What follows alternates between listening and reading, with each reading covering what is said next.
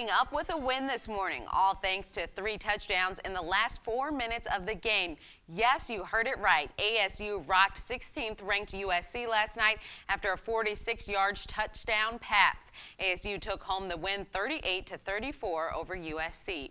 Michigan State has won another game, all thanks to its defense. Spartans' Trey Wayne intercepted the ball at the 17-yard line with just 30 seconds left in the game. It shut down any hopes of Nebraska taking home a win last night. Number 10 ranked Michigan State put up 27 points on the board, while number 19 ranked Nebraska put up 22. 19 of those points were scored in the final 15 minutes of the game for Nebraska. It was a historic night for Rutgers and another lose in the books for Michigan.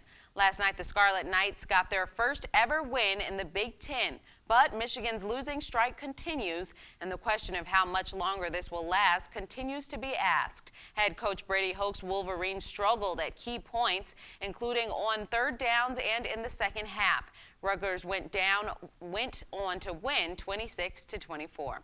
For the first time in the history of the AP poll, 5 of the top 8 teams have lost in the same week. That's according to ESPN.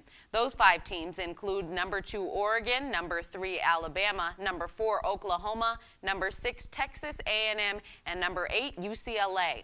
All those teams were ranked higher than Notre Dame, who sits at number 9 in last week's poll. It's projected the Irish could move up between number 4 and 6 in this week's poll. More history was made last night, this time on the baseball diamond. The longest postseason game in MLB history was played between the San Francisco Giants and the Washington Nationals. In the 18th inning, San Francisco's Brandon Belt breaks one away for a solo home run into the upper deck, giving the Giants a 2-0 lead. Again, this is now the longest game in postseason history. If you head to Detroit today for a Tigers or Lions game, there's some parking information you need to be aware about.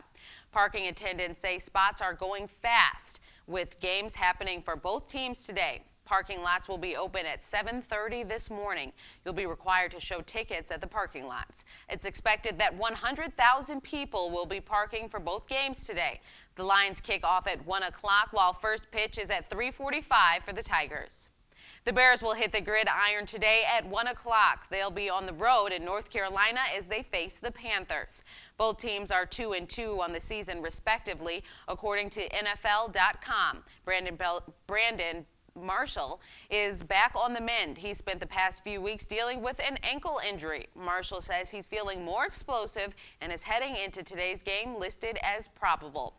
The Colts will also play at 1 o'clock today. They'll be at home at Lucas Oil Stadium against the Baltimore Ravens. The Colts are 2-2 on the season, while the Ravens are 3-1.